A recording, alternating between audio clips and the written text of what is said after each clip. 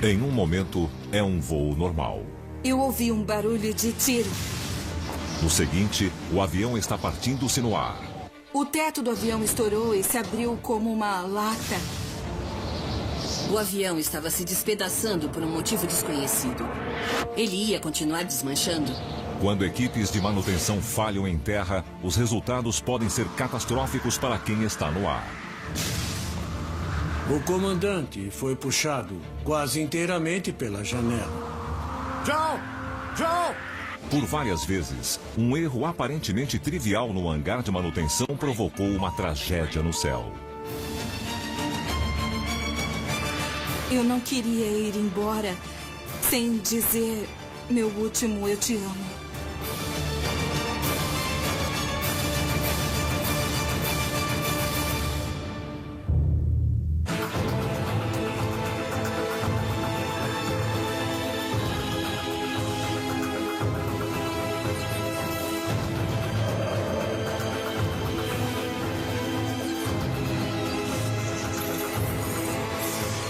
Catástrofes aéreas, erros de manutenção. 1º de abril de 2011. Phoenix, aeroporto Sky Harbor, Arizona. 118 passageiros estão embarcando no voo 812 da Southwest Airlines, rumo a Sacramento, na Califórnia. Uma dessas pessoas é a pós-graduada Shona Malvini, de 28 anos. Eu estudava na Universidade do Estado do Arizona e eu morava em Phoenix e meu marido em Sacramento. Então, a cada 10 dias eu pegava um voo da Southwest e ia para casa para ver meu marido.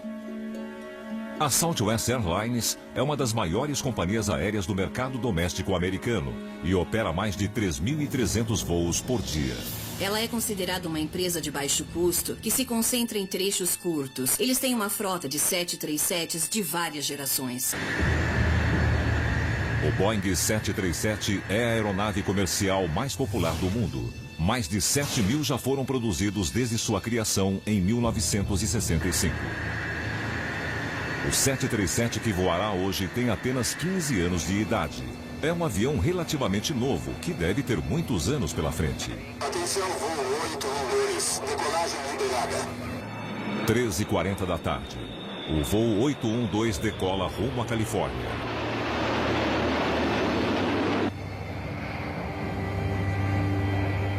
Eu fico bem à vontade no avião. Acho que eu vou umas 60 vezes por ano.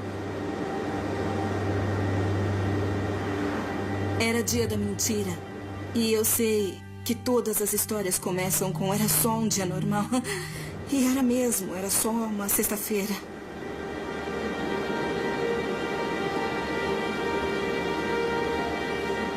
Depois de 18 minutos de voo, chegando perto da altitude de cruzeiro, eu ouvi um som alto de repente e eu senti um vento. Olhei para o alto e vi um buraco de 1,5 metros aberto no teto. A descompressão explosiva sugou todo o ar respirável da cabine. Com o avião a quase 11.000 metros, não há oxigênio suficiente para respirar. A hipóxia, que é a falta de oxigênio no sangue, é um risco real. Os efeitos colaterais da hipóxia são confusão, perda da coordenação motora, pode haver tontura. Eu senti meus dedos formigando. Sentir o formigamento e não conseguir respirar fundo foi um choque. A falta de pressurização na cabine aciona o sistema de oxigênio de emergência.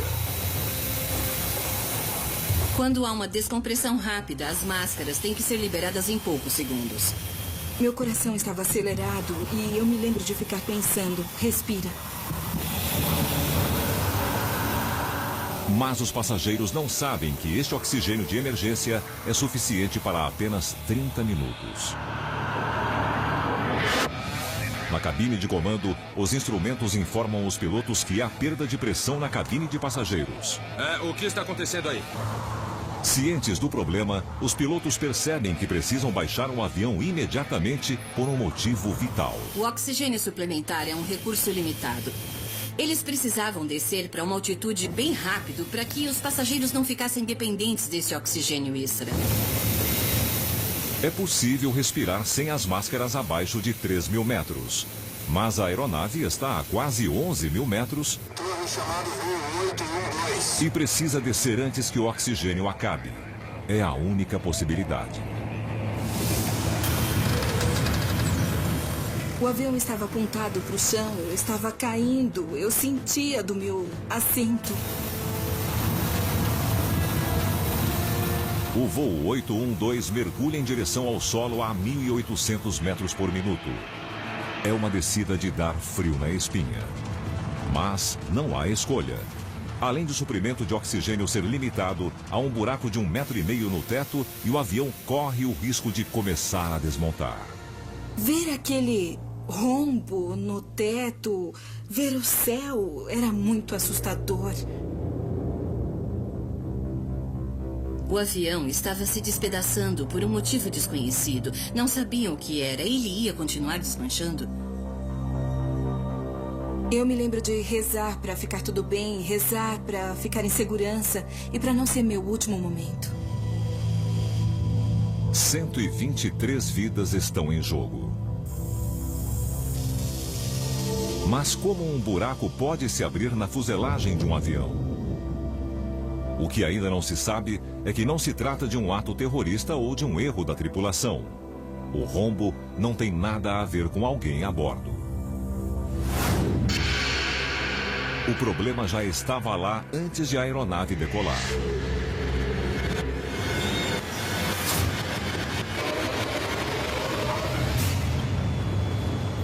E este problema passou despercebido no hangar de manutenção. A importância da manutenção de aeronaves já havia ficado clara em um evento lembrado como o Titanic da aviação. 12 de agosto de 1985. Tóquio, Japão. É o Festival Obon, um ritual budista para homenagear o espírito dos antepassados. Milhares de pessoas viajam para encontrar suas famílias. Uma destas pessoas é Ken Miyajima, de 9 anos. Ele vai encontrar com seu avô em Osaka, onde os dois terão um dia especial. O Ken estava indo para Osaka para assistir um torneio de beisebol. Ele estava viajando para ver um dos seus jogadores preferidos. É uma viagem emocionante. Mas Ken enfrenta um grande desafio para um menino tão pequeno. Ele viajará sozinho pela primeira vez.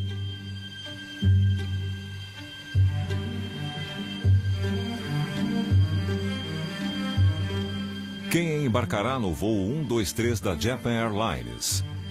A jornada até Osaka é curta. Mas para atender a alta demanda por viagens no período do festival, um Jumbo, um Boeing 747, foi customizado e equipado com assentos extras. 509 passageiros estão a bordo do voo. O plano era adaptar um Boeing 747 especialmente para o mercado doméstico japonês. É um 747 gigante comparado com o que vemos nas rotas internacionais. Na mesma aeronave também estão Kim Matthews, de 28 anos, e sua noiva Mako Nishiguchi, de 25 anos. Kim acabou de se mudar da Grã-Bretanha para o Japão, onde os dois pretendem se casar.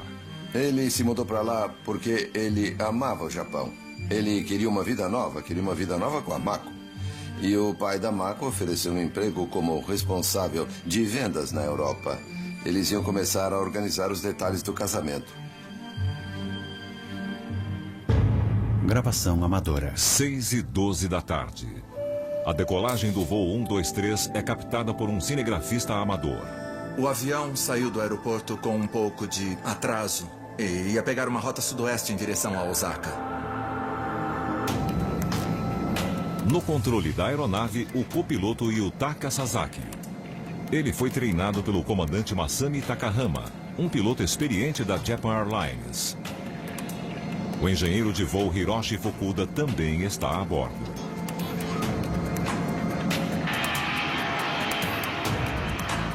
À medida que o avião alcança a altitude de cruzeiro, os passageiros acomodam-se. O Kim não tinha problema em voar. Eu imagino que nessa hora ele e a Mako estavam pensando na vida que eles teriam juntos. Depois de 12 minutos de voo, houve uma explosão. Há uma descompressão repentina na cabine e o ar é tragado para fora. Mas ninguém consegue identificar onde está a abertura. Alguma coisa explodiu. Ninguém sabia onde tinha sido a explosão. Não tem retrovisor nem nada do tipo num avião e os pilotos não conseguiam saber o que estava acontecendo. Tóquio, voo 1, 2, 3. Um pouso de emergência é autorizado em um aeroporto de Tóquio, mas baixar o avião será um problema. Estabilize! Não consigo! O que quer que tenha causado a explosão também danificou as linhas hidráulicas da aeronave. Controlar o avião está ficando impossível. Imagine tentar dirigir um carro com os pedais quebrados. Você não ia conseguir fazer muita coisa com o acelerador, o freio e a embreagem. O voo 123 está perigosamente instável. O avião começou a ir de um lado para o outro, parecendo uma cobra. Os passageiros a bordo vivem um verdadeiro pesadelo. Ken Miyajima, de 9 anos, e as outras pessoas a bordo estão a mais de 7.000 metros de altitude em um avião danificado. 524 vidas estão por um fio. Apesar do terror na cabine dos passageiros, um silêncio sinistro toma conta da cabine de comando.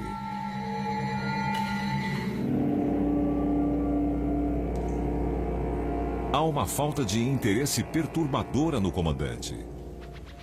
Há alguns minutos, a tripulação está respirando a mais de 6.000 metros de altitude sem a ajuda das máscaras de oxigênio.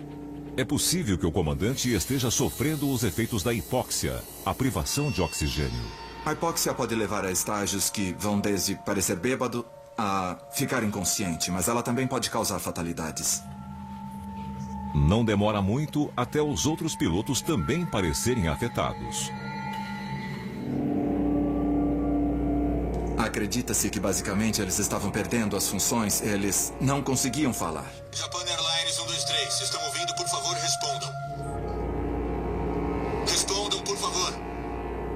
O voo 123 não dá respostas à torre de controle de tráfego de Tóquio. Em vez disso, o avião danificado, com seus pilotos paralisados, começa a serpentear em direção a montanhas cobertas por florestas. A aeronave prossegue em sua jornada irregular, mas fica abaixo de 3.000 metros, onde o ar é respirável. Finalmente, os pilotos podem restabelecer a comunicação, já que há oxigênio o bastante no ar. Por favor, responda! Vamos reduzir! Mas eles ainda têm o problema do avião sem os controles. De forma impressionante, eles encontram um meio de manobrar a aeronave usando as turbinas. Aumentando a potência nos motores esquerdos, o avião vira levemente à direita. E aumentando a potência das turbinas direitas, o avião vira à esquerda. É extremamente difícil alcançar este equilíbrio, mas os pilotos ainda acreditam que podem desviar das montanhas. Potência, potência! Agora! Levanta o nariz, potência! Seus esforços são inúteis. Os motores saem de sincronia e o avião começa a mergulhar em direção às florestas abaixo. Potência!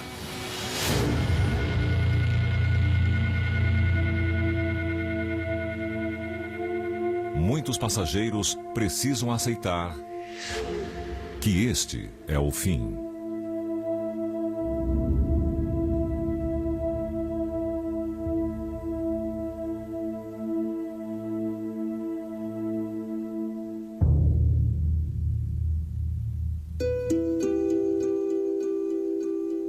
O voo Japan Airlines 123 cai em montanhas remotas, quase 100 quilômetros a noroeste de Tóquio. Mais de 500 pessoas perdem a vida no que ainda hoje é o pior desastre com um único avião da história. Ainda considerado desaparecido está Ken Miyajima, de 9 anos. A mãe e o pai dele foram até as montanhas, acreditando que o filho ainda estivesse vivo. Eles achavam que, de algum jeito, ele tinha sobrevivido, apesar do que os jornais diziam. Chegando ao cenário de devastação total, os pais de Ken compreendem a realidade.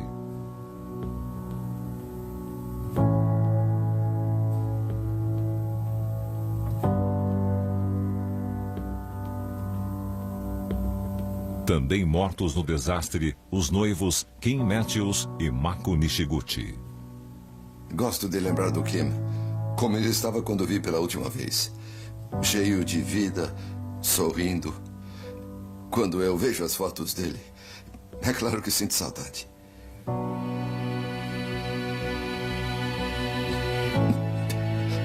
Tudo acabou.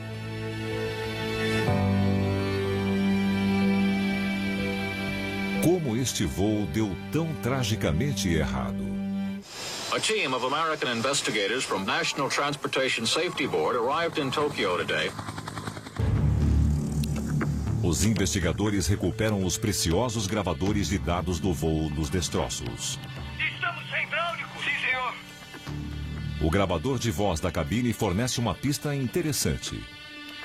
Agora escuta, a porta direita quebrou. A atenção inicial se voltou para uma das portas do avião. Durante os 32 minutos finais, houve uma conversa dizendo que tinha um dano na porta direita traseira da cabine dos passageiros. Os investigadores descobrem, por meio do gravador de voz, que os pilotos enfrentaram dificuldades com os controles do avião e que a porta direita traseira teve um problema. Sem outras pistas a seguir, eles suspeitam que a porta soltou-se durante o voo, danificando os controles no estabilizador horizontal. Naturalmente, a pergunta era: podemos achar essa peça do avião? Como a aeronave voou por mais 30 minutos depois que os controles foram perdidos, se uma porta realmente se soltou, ela poderia ser encontrada a quilômetros do local da queda. Mas não é o que ocorre. A porta é encontrada junto à fuselagem do avião sem sinal de que havia se soltado. Não acharam indício de que qualquer estrago na porta teria acontecido antes da queda. É claro que isso significava que precisavam achar outra coisa. Os investigadores voltam à estaca zero, mas não precisam esperar muito. Como biólogo, viajo pelo mundo aos lugares mais difíceis, pesquisando animais para entender melhor o seu comportamento. Nós surpreendemos essa fêmea enquanto ela se alimentava e ela nos deu um aviso. Neil McCann vai atrás dos maiores predadores da Terra. Para um crocodilo deste tamanho, nós somos a fonte ideal de comida. Grandes e Ferozes, nova temporada. Estreia quinta, 12 de fevereiro, no especial Quintas Ferozes do Discovery. As pessoas vêm para Nome atrás de ouro. Mas o que elas realmente querem é uma segunda chance. Mas para se redimir, precisa cavar fundo. Boa sorte para quem tentar. O clima vai esquentar numa das regiões mais frias do planeta. Dragar ouro é um trabalho perigoso. Ele está quase morto de hipotermia. Você é um idiota. Isso não é nada bom. A gente não devia estar aqui. Porque se você tomar decisões idiotas, você morre. Bem-vindo ao Mar de Bering. Tudo por Ouro. Novo episódio, domingo às 7h50 da noite. No Discovery.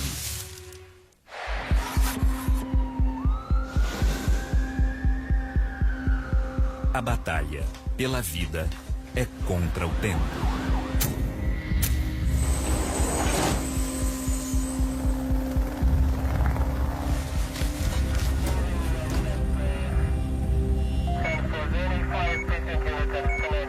Resgate ao Extremo.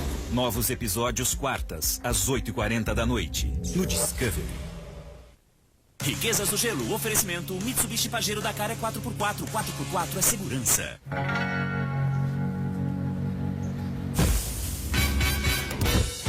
Well, I got some cardboard flowers on my face from my home. 7th floor now inside the Coliseum. It's only right. You never down. Perfeito para quem é 4x4. Perfeito para quem é urbano. Mitsubishi ASX.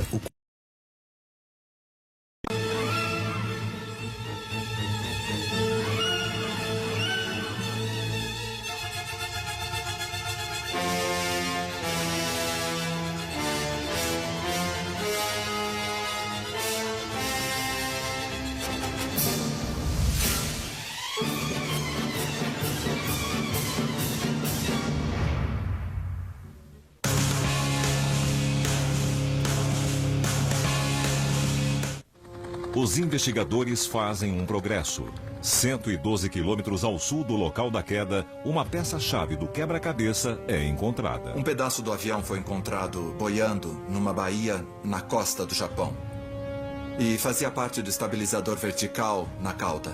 O estabilizador vertical é encontrado na Baía Sagami, área localizada na rota do voo condenado, exatamente no ponto em que a explosão ocorreu.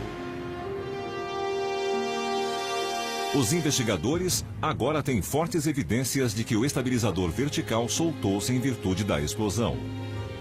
Esta suspeita é logo confirmada. Uma foto do voo 123, feita por uma testemunha ocular, chega aos investigadores.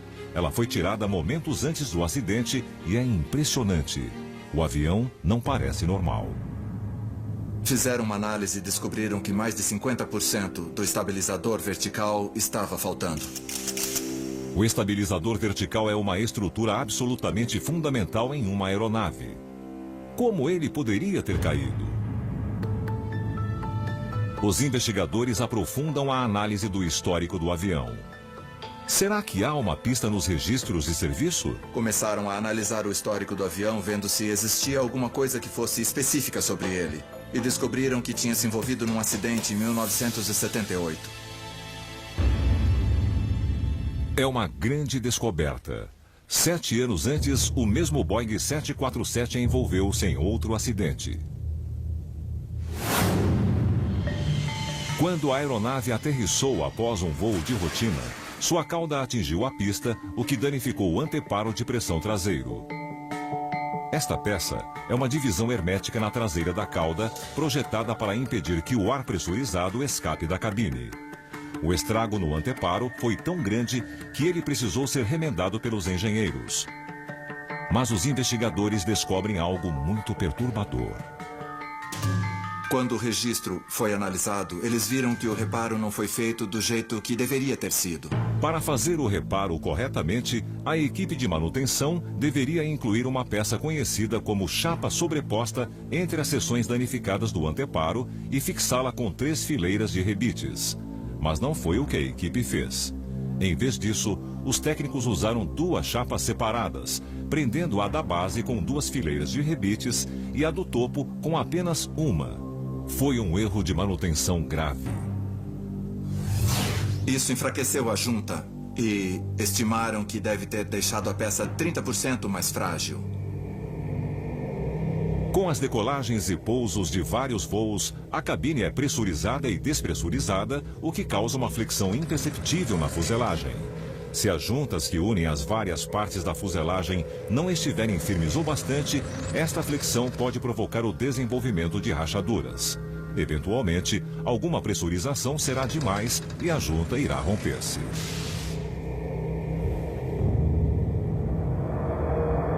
Significava que o acidente ia acontecer algum dia em algum voo. Era só uma questão de quando. Por várias vezes relataram como alguns pilotos tentaram simular as condições desse voo. Todos esses relatos apontam para o fato de que onde quer que tenham tentado, nenhum piloto conseguiu ou foi capaz de manter o avião no ar por 32 minutos. Na verdade, a tripulação do voo Japan Airlines 123 fez um trabalho incrível ao manter o avião voando por tanto tempo. É um acidente enorme em termos de número de baixas. Em se tratando de um único avião, é de longe o maior desastre. E sem dúvida, eu acho que é o Titanic do mundo da aviação. Assim como ocorreu depois do Titanic, ninguém queria outro acidente do gênero. As equipes de manutenção ficaram em alerta. Os procedimentos foram aperfeiçoados. A esperança era de que a história jamais se repetisse.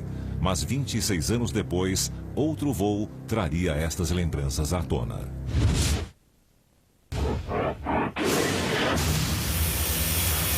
Um buraco se abriu na fuselagem do voo Southwest Airlines 812. O oxigênio está acabando. Será que o desastre japonês está prestes a se repetir?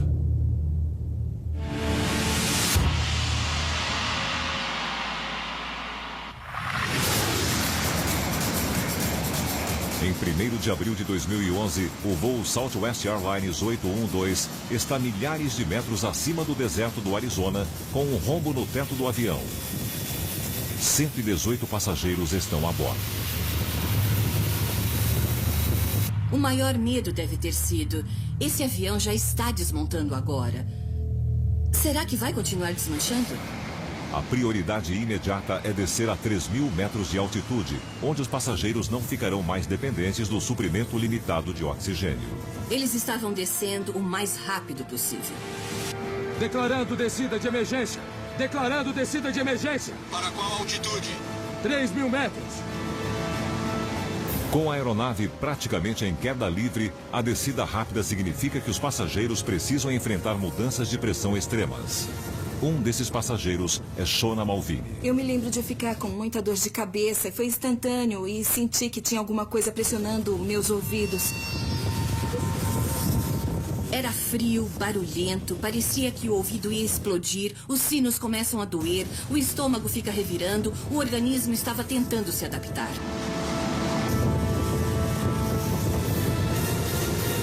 Imaginar como ia ser se fosse o fim foi apavorante.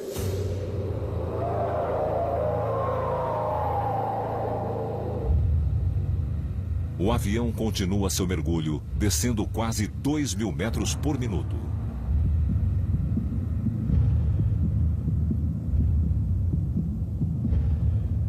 Após mergulhar por mais de 4 minutos, ele começa a se aproximar de uma altitude segura.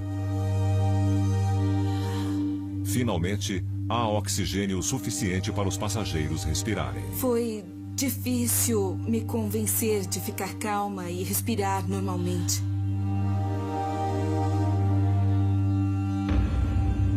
Mas com um buraco de 1,5 metro acima de suas cabeças, o tormento está longe do fim. Agora, o medo é de que a aeronave possa simplesmente se desintegrar. A cidade de Yuma está a 90 graus a 80 quilômetros. Foi nesse momento que decidiram: temos que botar esse avião no chão imediatamente. O voo 812 inclina-se acentuadamente para a direita numa manobra desesperada em busca do aeroporto mais próximo. Os pilotos optam pela base aérea dos fuzileiros navais em Yuma, mas ela está a 80 quilômetros. Eu realmente achei que seria o fim. Eu não queria ir embora sem dizer meu último "eu te amo".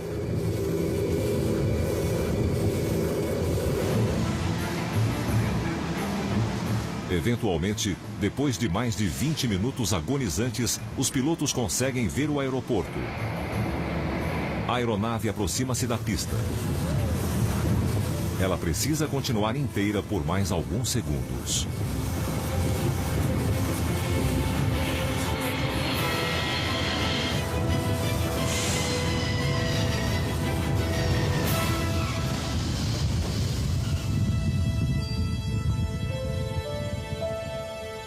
Eu me lembro que eu comemorei e quando eu olhei em volta vi várias pessoas que, 10 minutos antes, estavam encarando seus últimos minutos na Terra, mas que agora estavam felizes e foi muito legal. O voo 812 consegue aterrissar em segurança, mas as várias equipes de televisão que aguardam para filmar o buraco de 1,5 metro na fuselagem tornam o incidente embaraçoso para a Southwest Airlines e para a Boeing, a fabricante da aeronave. Perguntas precisam ser respondidas. O Conselho Nacional de Segurança dos Transportes, a Southwest e a Boeing, basicamente se reuniram em Yuma para examinar o avião.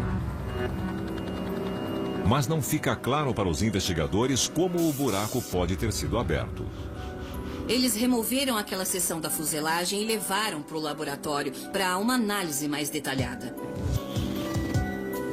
O pedaço que havia se rompido é examinado com microscópios potentes. Logo ficou muito óbvio que eram rachaduras de fadiga do metal que antecediam o voo e que já estavam lá. É uma descoberta chocante.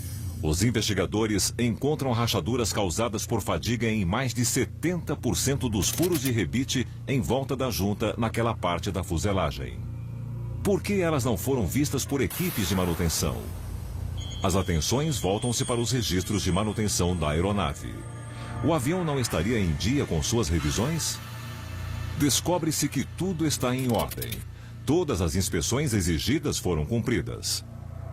Os investigadores estão perplexos. Até o momento, as equipes de manutenção fizeram tudo o que deveriam. Ainda assim, passageiros correram risco. Será que a parte que se rompeu teria sido considerada segura pelos procedimentos de manutenção existentes? Em caso positivo, não é a primeira vez que um avião chega perto de um desastre devido a um detalhe considerado sem importância. 9 de junho de 1990. Aeroporto Internacional de Birmingham, Inglaterra. Engenheiros de manutenção dão os toques finais em uma aeronave que voltará a entrar em serviço. Eles trabalham em um BA-C-111 da British Airways, um avião lançado em 1965. Era um avião bem conhecido.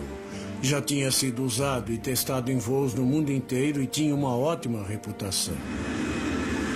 Fabricado em 1977, este avião em particular é um frequentador assíduo do hangar de manutenção. Os engenheiros sabem que a conservação de uma aeronave antiga é essencial. Eles inspecionam regularmente as turbinas, limpam o trem de pouso e hoje instalaram um novo para-brisa com um vidro melhor. Com tudo aparentemente em ordem, o avião é liberado para entrar em serviço no dia seguinte em um voo de rotina à Espanha.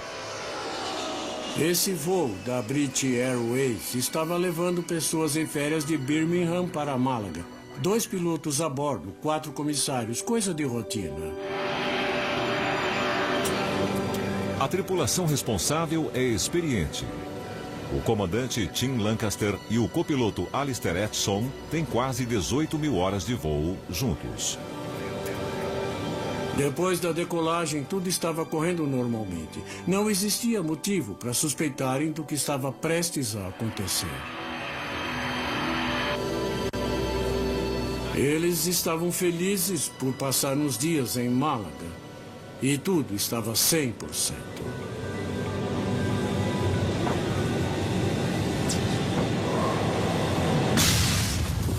Uma explosão acontece na cabine de comando.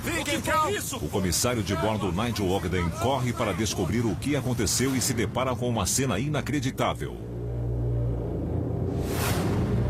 O para-brisa recém-instalado na aeronave soltou-se, sugando o comandante Lancaster quase completamente para fora. Somente suas pernas estão na cabine, presas nos controles.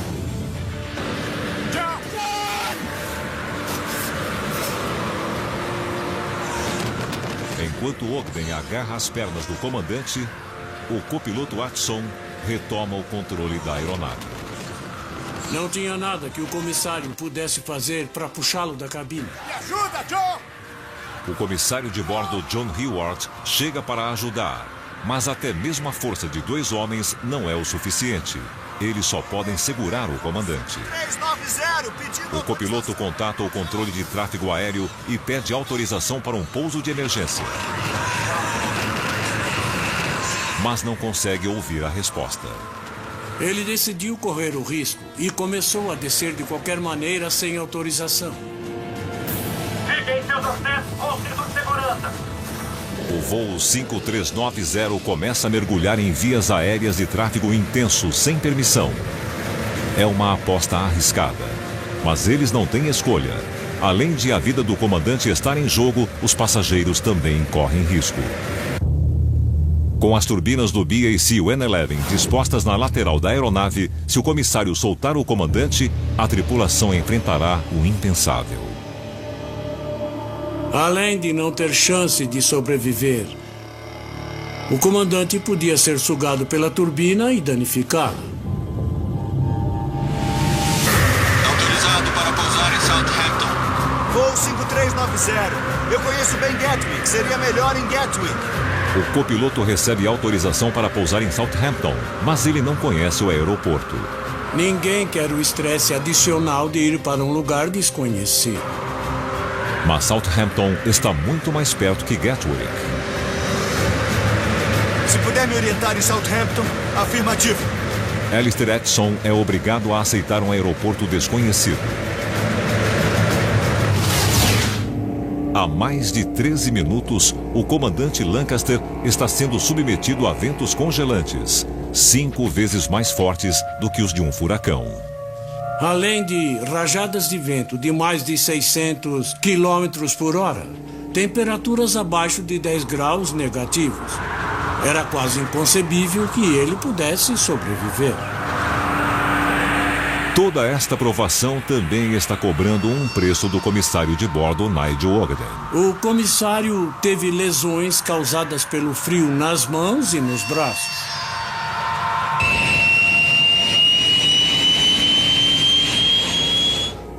O voo 5390 continua a aproximação em direção ao aeroporto de Southampton. Finalmente, os passageiros conseguem ver o solo.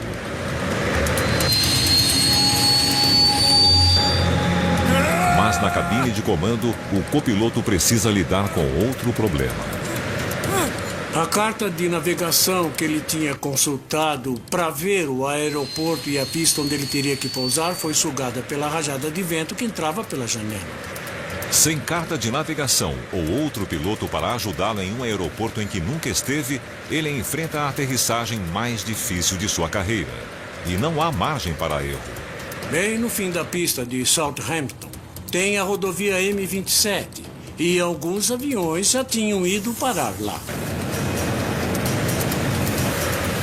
O voo 5390 aproxima-se da pista de pouso. Na cabine, os passageiros estão em posição de impacto. Edson tenta controlar os nervos.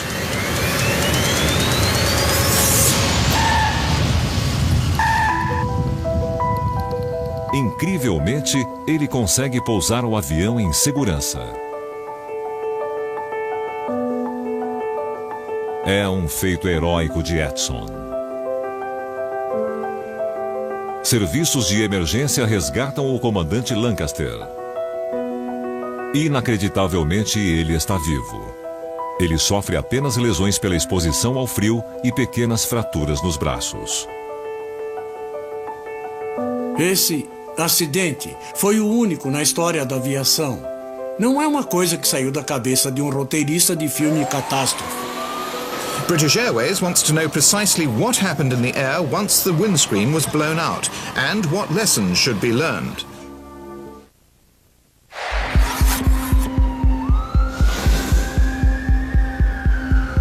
A batalha pela vida é contra o tempo.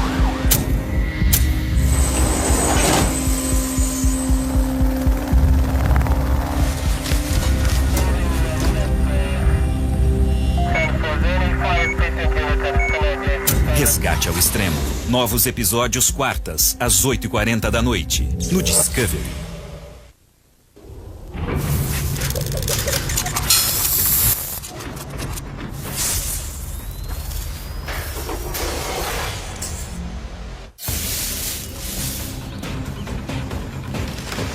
Meu nome é Juan Soler, eu sou um explorador e aventureiro.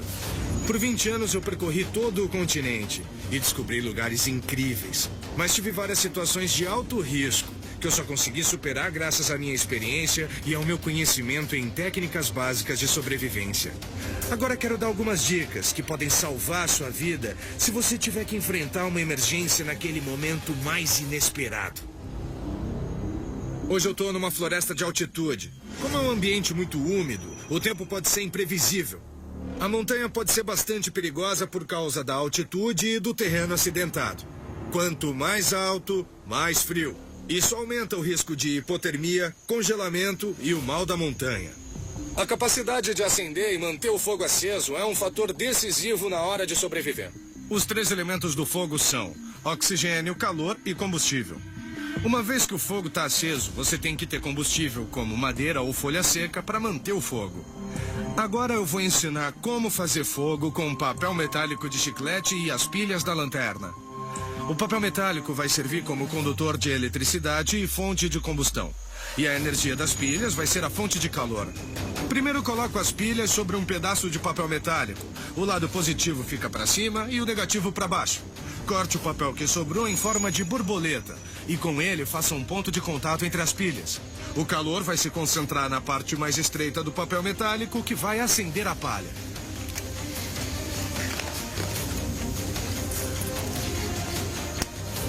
Você estar preparado é tão importante quanto o desejo de sobreviver. Não se esqueça que, por pior que seja o panorama, se você permanecer focado e otimista, pode vencer qualquer obstáculo. Nos vemos logo mais em outras dicas de sobrevivência em Momentos de Aventura, aqui no Discovery.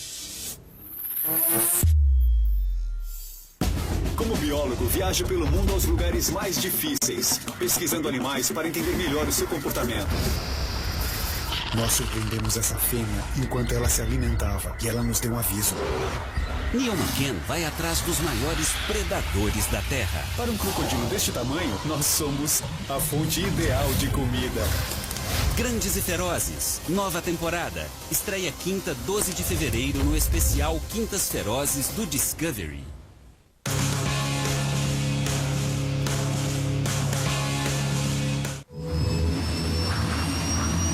Um para-brisa recém-instalado soltou-se da cabine de comando do voo 5390 da British Airways a mais de 5.000 metros, sugando e prendendo o comandante na janela.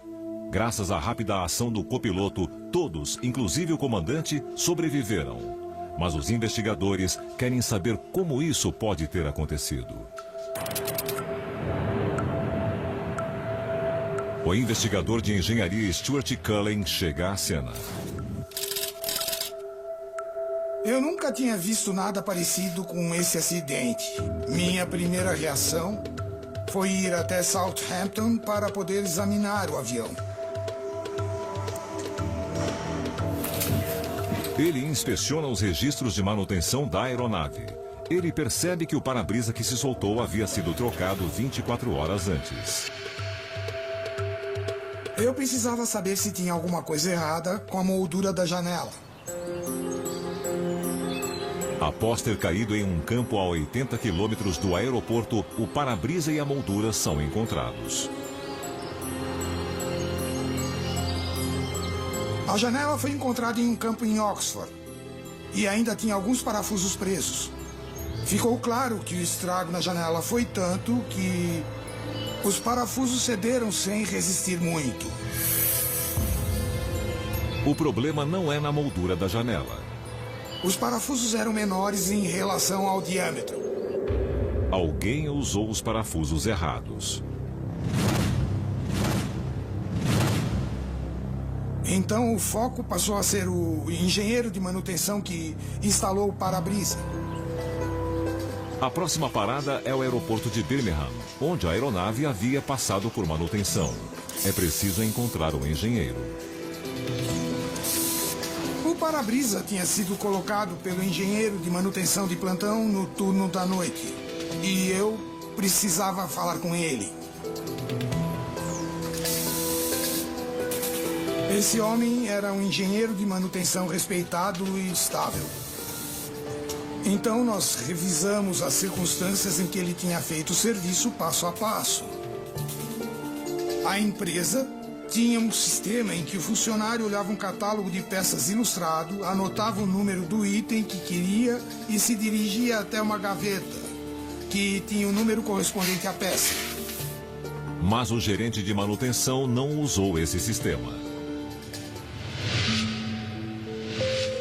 Eram 3 horas da manhã quando ele assumiu o trabalho. Ele decidiu usar um dos parafusos originais da aeronave como referência, ignorando o catálogo oficial de peças do avião. Ele comparou os parafusos só olhando e ficou satisfeito, achando que eram os parafusos certos. Mas ele está enganado. Os parafusos escolhidos são 0,6 milímetro mais estreitos que o ideal.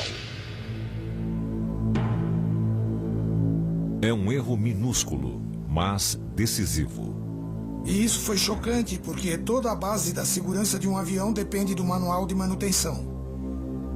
Estava claro o que havia acontecido com o voo 5390 na viagem de estreia dos novos parafusos.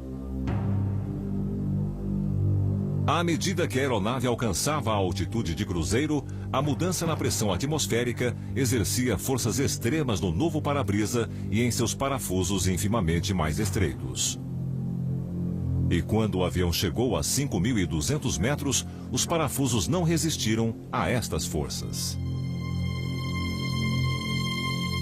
Pouco mais de meio milímetro quase fez a diferença entre a vida e a morte do comandante Jim Lancaster e dos passageiros do voo 5390. O acidente soa um sinal de alerta nas equipes de manutenção ao redor do mundo. A mensagem é clara. Independentemente do tamanho, uma peça de avião jamais pode ser negligenciada para que a aeronave continue voando em segurança. 21 anos depois, o voo Southwest Airlines 812 ganha os céus. Os passageiros são submetidos a um tormento quando a fuselagem do avião é rompida a quase 11.000 metros de altitude. Rachaduras causadas por fadiga são encontradas na seção da fuselagem em que o buraco foi aberto. Mas desta vez, os investigadores descobrem que as equipes de manutenção não fizeram nada de errado. O histórico de serviço do avião é exemplar. A área que sofreu a ruptura simplesmente não era considerada vulnerável e suas inspeções eram menos frequentes. Não precisavam fazer uma inspeção mais aprofundada dessa área até os 60.000 voos. O avião tinha feito 39.000 voos e já apresentava evidências claras de fadiga, do tipo que a Boeing só esperava ver muito tempo depois. A aeronave havia desenvolvido rachaduras muitos anos antes do que os engenheiros esperavam.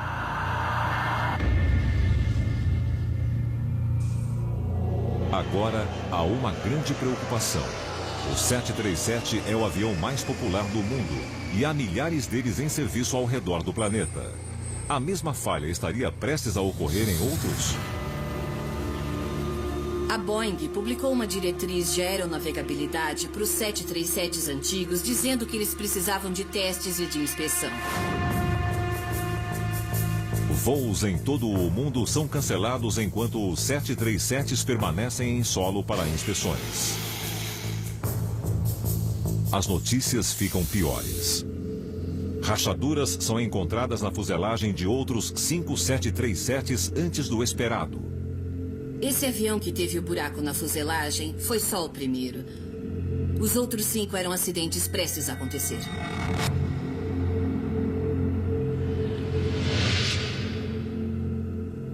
Felizmente, para os passageiros ao redor do mundo, as falhas são encontradas a tempo e os aviões são retirados de serviço. E mais uma vez, uma lição importante é ensinada às equipes de manutenção. Nenhuma parte do avião pode ser ignorada quando o objetivo é garantir a segurança dos passageiros. Não saber se ia ter oxigênio e sentir o corpo hiperventilando foi muito assustador. Parece que é uma coisa que eu vou carregar comigo para sempre. E como eu viajo muito, eu penso nisso toda vez que eu vou. Como resultado do incidente com o voo Southwest Airlines 812, a Boeing recomenda inspeções a cada 30.000 voos em vez de a cada 60.000. A verdade é que, por mais cautelosas que sejam, as equipes de manutenção sempre aprendem com os erros do passado.